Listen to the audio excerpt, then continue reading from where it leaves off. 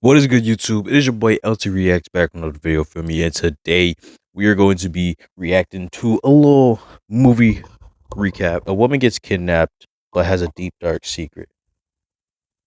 That's tough. We got to get into this right now.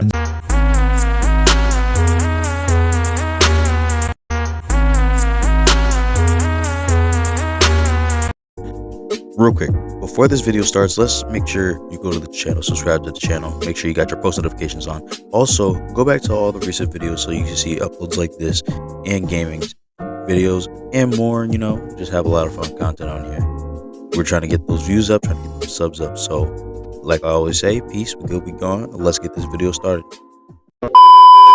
With a lady named Kathy who owns a flower shop. She has breakfast at the shop across the street and goes to her yoga class.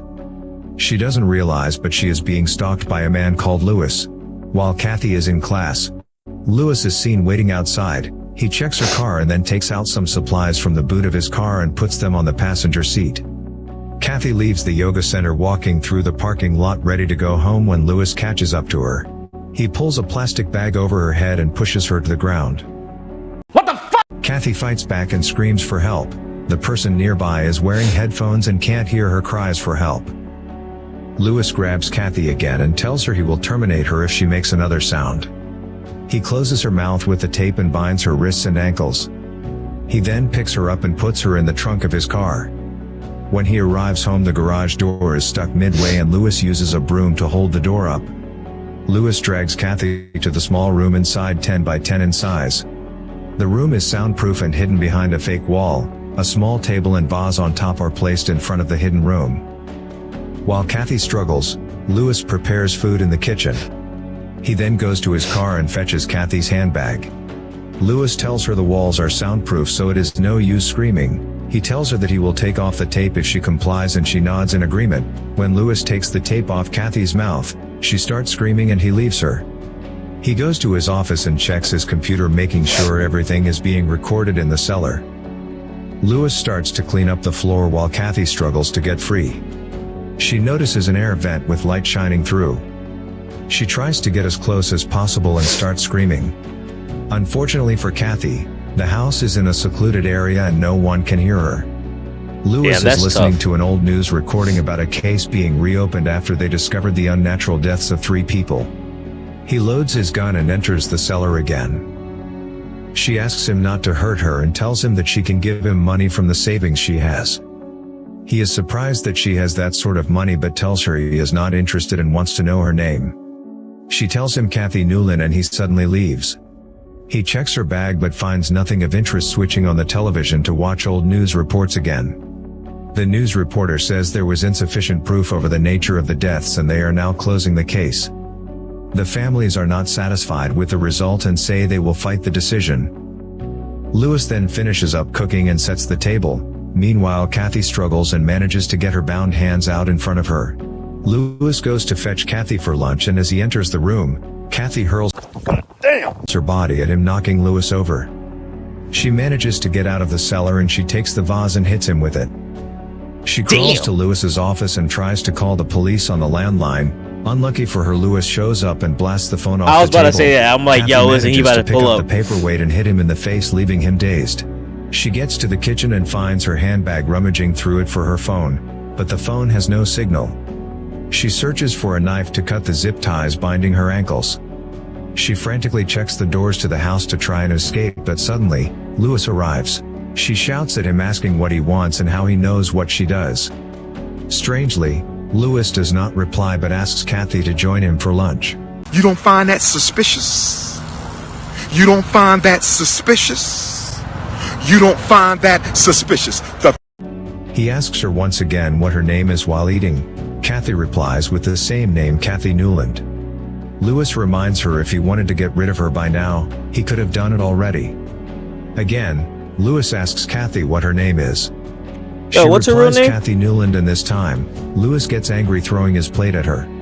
Lewis Oh, okay, goddamn. And they get into a struggle and Lewis throws Kathy around the kitchen. Kathy fights with all her life and bites Lewis and tries to get him in a headlock with her bound wrists. She manages to crawl away from him, but he gets up and knocks her out.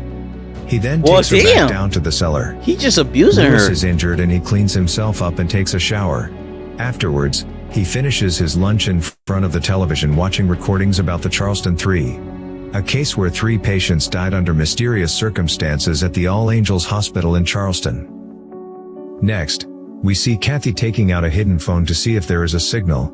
She puts the phone away when she sees a crack in the floor and starts to tear at the chipped floor.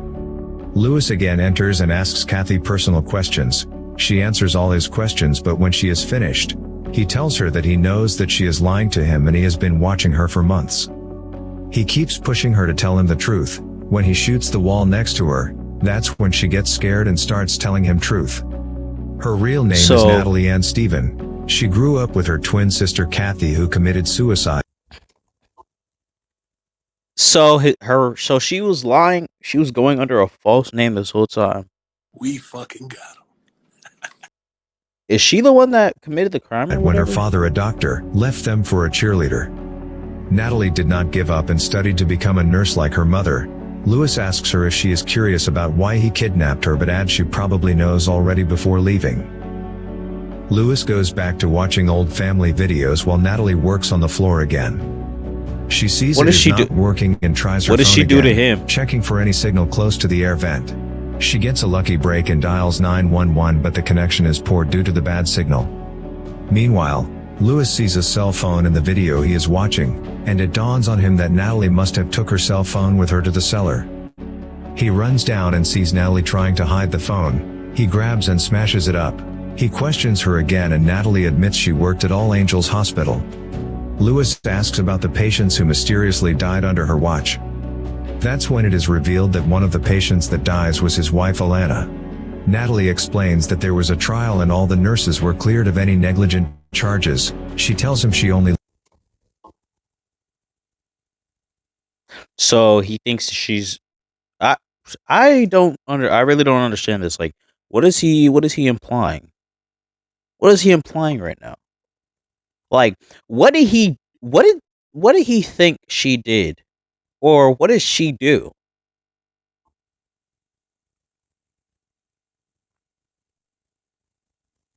Cause like, he got her in a whole cellar, trapped up in there, and we have no idea what she did. So what did she do to make him hate her this much to want to do that? Left town to get a fresh start. Lewis is not convinced and tells her about some things that do not make sense. He tells her about a man called John Lamptey who died of organ failure but passed his medical insurance the month before his death. He also tells her that Alana's wedding ring was missing, which she never took off. She was also found drunk, which was suspicious as she rarely ever drunk. Furthermore, a drug called GHB was found in her system, which is used to paralyze victims. He says he is convinced she did this and threatens her to tell the truth, otherwise she will have to pay with her life. So he thinks that she killed his parents. That's what you're telling me. He thinks so. The whole reason he's doing this is because he thinks that she killed his parents. Oh, so now I get it. Now I get it. He suddenly leaves her and continues to watch the old videos while checking if the sound is still recording in the cellar. An image of his wife makes him very upset and he rushes down to the cellar and points the gun at Natalie's head. Natalie panics and begins telling him more information about her. She tells Lewis she and her sister grew up under a strict religion, but when Kathy found out her father was sleeping with her best friend, I know you're mentally ill. She confronted him, but he abandoned them, leaving them to carry the shame of what he did. It was not their fault, but they were suffering for their father's sins and were ridiculed in their town. This drove Kathy to commit. Natalie was the one who found her sister's body hanging in the barn. Her work choice was to commemorate her sister's memory and serve other people. They would trust her with their good and bad secrets. John Lamptey had 2 wives. Jane Spencer lied to the police saying her husband was an abuser to get the money in the divorce settlement. Lewis's wife Alana had been cheating on him. Lewis is shocked when he hears this. Natalie explains that Alana was found drunk in a hotel bar, dolled up and not wearing her wedding ring. And her boyfriend even visited her at the hospital. Natalie then admits she murdered the Charleston 3 for being sinners. Lewis is shaken by what he has heard and leaves the cellar. Sitting on the couch, Louis watches some of the home videos and starts thinking about what Natalie has told him. He notices Alana receiving a call and reacting strangely while not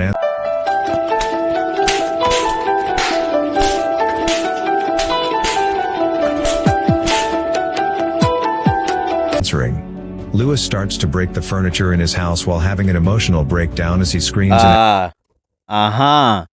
So he's realizing that what she was telling him was true. anger. He gets in his car and leaves the house. Next, Natalie finds a piece of her broken phone and uses it to break loose the floor. Louis arrives at the lake where he visited with his wife Alana. Shortly after, 2 officers approach him and ask about his wounds as they are busy investigating a call. They check his license and search the car but then let him go, and Louis returns home. He goes to the cellar and crouches in front of Natalie while telling her the killing was not fair to him and he had no time to talk to his wife. He tells her that she should turn herself into the police. Suddenly, Natalie stabs Louis in the shoulder and kicks him. She tells him that she is Kathy now and will not let him destroy her new life. Natalie runs out of the cellar. Damn. She looks for the gun but doesn't find it. She grabs a knife and goes back to the cellar, but Louis is waiting for her. They struggle and Louis runs back to the kitchen and finds his gun on the floor with Natalie following closely. As Louis picks up the gun, Natalie punches it out of his hand and they get in a fight. Damn, Natalie gets she the is upper hand strong. and manages to get hold of the gun and points it at him. But just then, they are interrupted by his housemaid and his daughter Summer. Natalie terminates the housemaid and grabs Summer, pointing the gun at her head. She claims that she is not his daughter. Louis pleads for his daughter's safety, saying she does not have to turn herself in. He will not say anything to anyone as long as she doesn't hurt Summer. Natalie doesn't believe him and thinks the police will be able to trace her. Louis tries to distract her and tells her that he has recorded everything. Suddenly Summer bites her arm and runs away. Louis then jumps on Natalie and grabs her until she becomes unconscious. As Louis walks away, he turns back to see Natalie getting up and shoots her. He finds Summer in the cellar. He grabs the USB stick with all the recordings and are just about to leave when Summer tells him that Natalie is not where they left her. As they run to the garage, Natalie... Is this bitch Michael Myers? How they shoot her in the head? They turn back around, she's not there. Yo, she Michael Myers with catches up with them and tries to shoot Louis, but the gun runs out of ammo. They get into a struggle and Summer uses the opportunity to escape out of the garage. Natalie tries to impale Louis's chest with a garden fork, but he hits her with it and she falls against the broom that held the garage door in place. Louis escapes, but the door comes down on Natalie, crushing her. We then see Louis crying and hugging Summer and apologizing to her. The police arrive shortly after and the movie ends there. Bro. It's some fucked up shit. This is some actual fucked up shit. But it don't matter because this channel's fucked up anyway, you know what I'm saying? We're all fucked up on this channel. We do a lot of fucked up shit. But anyways, hold up, wait a minute. So without further ado, if you like the video, make sure you like and subscribe. Let me know what your favorite part of the video was. And click that notification bell so you know exactly when I upload. Keep your notifications on so you know when I upload a new video, or if I upload new shorts, or if I do a little community post, you know what I'm saying? And yeah, without further ado, that's it for today's video. Peace, we good, we gone, and we out.